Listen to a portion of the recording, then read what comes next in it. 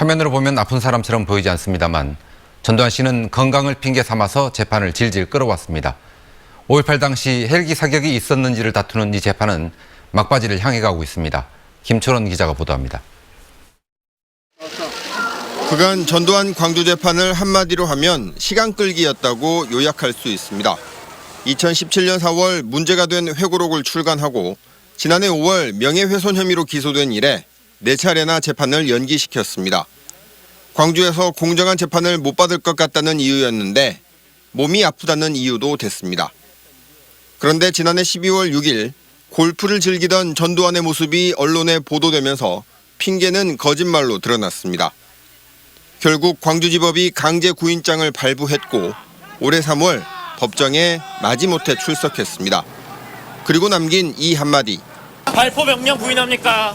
네. 이후 광주지법에서는 한 달에 한 번꼴로 재판이 열렸고 5.18 당시 헬기 사격을 목격했다는 증인 20여 명이 출석해 당시를 증언했습니다. 광주 기독병원 간호실습생부터 위에서 아래로 쐈어요 그냥.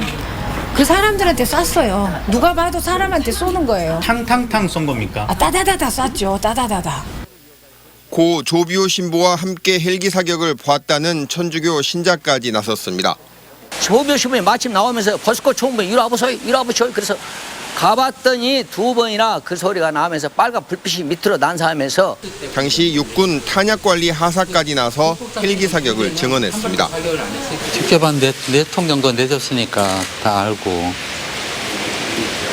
그럼 제가 또 그때 음물지하고 그 탄약 나갔던 그 기록을 한 5장 이상 썼어요.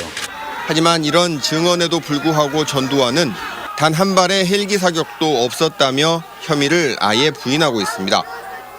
우리 국민의 바람은 5.18 민주화운동 기간 중에 정말 광주에서 헬기가 단 한 발의 총을 쏘았는지 안 쏘았는지 그걸 모두 밝히는 것이 이 재판의 목적이라고 생각합니다.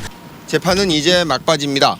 다음 주 월요일 열리는 재판에서는 전두환 측 증인으로 헬기 조종사 5명이 출석할 예정인데 5.18 헬기 사격을 부정하는 내용을 진술할 것으로 예상됩니다.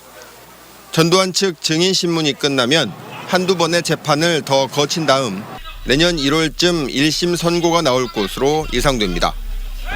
그동안 몸이 좋지 않아 재판에 못 나오겠다던 전두환의 주장이 이번 골프장 영상을 통해 거짓으로 드러난 만큼 재판 결과에 어떤 영향을 미칠지에도 관심이 쏠립니다.